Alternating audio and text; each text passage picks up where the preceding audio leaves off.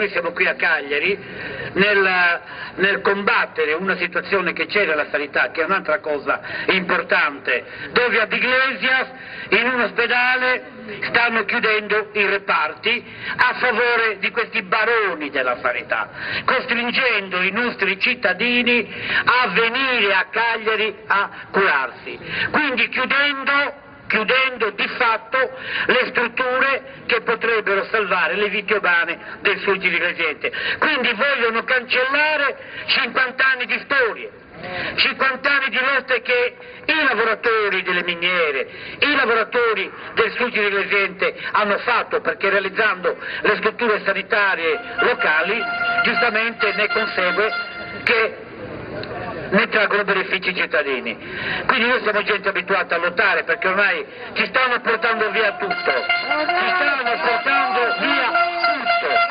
questo è una cosa gravissima.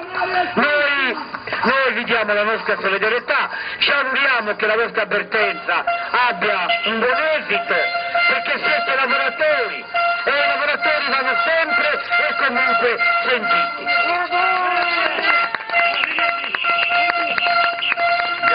Grazie anche a voi, auguri per la vostra, che riesca la vostra avvertenza. Vai!